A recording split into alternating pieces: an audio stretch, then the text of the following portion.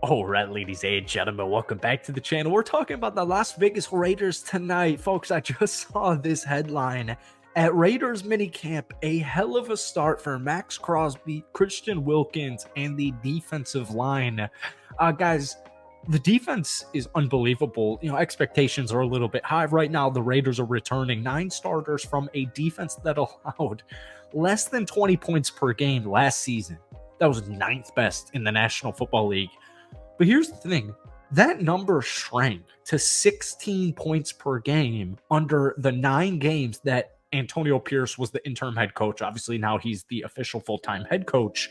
It's year 3 for defensive coordinator Patrick Graham. And, we know the big addition, the only really addition the Raiders made and needed to make came on the defensive line with Christian Wilkins. And I've talked time and time again, and you guys know as well, like, you can't double team Max Crosby every single possession now. And that actually became a little bit more apparent for the Raiders in the second half of last season when we saw like a full true breakout from Malcolm Kuntz.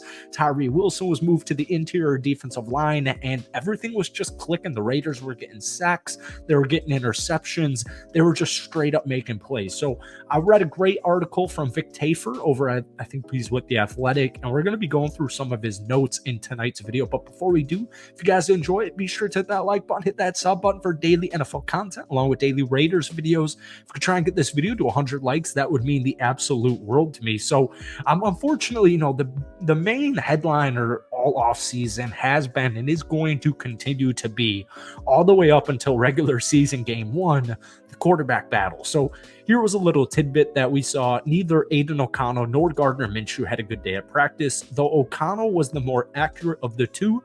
Teammates love O'Connell's improved swagger and consider him one of the leaders, while Minshew is still getting his feet wet with the new team. Minshew has more scrambling ability and likes to make plays off script, so the practice setting may favor O'Connell's plant and rip it style. It's why we may not see one of them truly take a hold of the starting job until the preseason game. So yeah, just like we just said, this has been and will be continue to be the main narrative for the Las Vegas Raiders, folks. We've heard Antonio Pierce say it. We've heard him actually say it time and time again. Aiden O'Connell has the job. Like, Aiden O'Connell's starting quarterback week 1, unless something changes. And for some weird reason, every article I read is still like, ooh, watch out for this camp battle. Like, we just made a video on this. The other day, I was reading a Raiders article on Bleacher Report, and they were giving projected stats for every quarterback in the NFL. And Gardner Minshew was the one they projected. And I like Gardner Minshew a lot. All right. But what I like about Gardner Minshew is not necessarily him being the starting quarterback. It's more of, I like him as a backup QB, just like we saw with the Indianapolis Colts last year.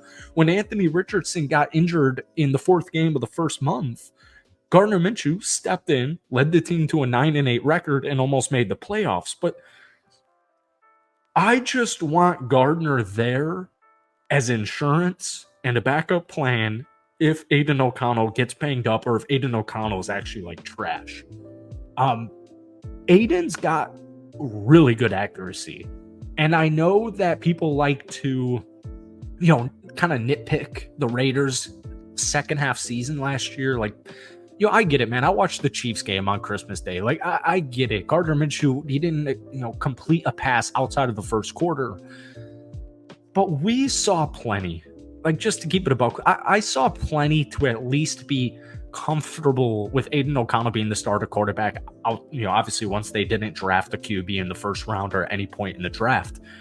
So I know this is going to continue to be a headliner, but I don't know why Aiden O'Connell's not going to win the job. All right, next up, rookie running back Dylan Lobby had a good first day and was even on the field for some first team passing downs. His wiggle and pass catching skills were on display as he tries to carve out a role behind starters Amir White and alongside backups Alexander Mattison and Amir Abdullah. My thoughts on Dylan Lobby: I really hope he has a big role for the Raiders next season. I don't know why this just came to my head. I kind of feel like he'll be used almost in the Jaleel McLaughlin role. Here's the thing with running backs. They get banged, and just, NFL in general, sports in general, really. Players get banged up all the freaking time. And the fact, or just like even thinking in my head right now that Zamir White will be healthy for 17 full games, the chances of that are pretty slim, and nothing to do with Zamir White. But that's just the nature of the National Football League, right? So, Alexander Madison just had like the worst year of his career with the Minnesota Vikings. He was handed on a silver platter the starting running back role for Minnesota last year once they, decided to cut Dalvin Cook loose, and he did horrible. Like the dude performed horrible. But with that being said, Kirk Cousins got injured in week 8. So how good of a running team can you be when your quarterback is Josh Dobbs, who just got flown out a couple of days ago? So, I'm giving Alexander Madison the benefit of the doubt, but there's a lot of competition there. But I will just say, Dylan Lobby, I think, has got a very bright future, just being kind of a do-it-all utility back in the National Football League, and I really hope that it starts here in his rookie season. One final note, veteran wide receiver Davante Adams, who didn't attend some of the Raiders' earlier voluntary workouts, caught everything thrown his way. So I just absolutely love to hear that because, Davante Adams still had a 1,000-yard season last year. And because of guys like Justin Jefferson and Jamar Chase, he's being forgotten. But Davante Adams, in my opinion, is still by far the best wide receiver in the National Football League. All right, final note here from Vic Tafer's article. It looks like guard Dylan Parham's move to the right side is happening, partially to help out young right tackle Thayer Munford, with rookie Jackson Powers Johnson slowly working his way back from an undisclosed injury. Veteran Cody Whitehair took first-team reps at left guard. Former St. Andres Pete was at left tackle, with Colton Miller still on the mend from off-season shoulder injury. Miller was on the side working with trainers along with defensive tackle Matthew Butler and linebacker Darian Butler. So the offensive line is a huge, huge concern for Raiders fans, folks. I really don't think it was that bad last season. They did lose some guys like Jermaine Illuminor, but at the end of the day, man, at least long term, the Raiders' offensive line is going to be really good, with DJ Glaze being drafted in the 3rd round, and then JPJ drafted in the 2nd round. JPJ is going to be a day 1 starter. Obviously, Dylan Parham was a starting left guard last season. He's been moved to right guard, and you got JPJ there slated to be the starter for week 1 at left guard.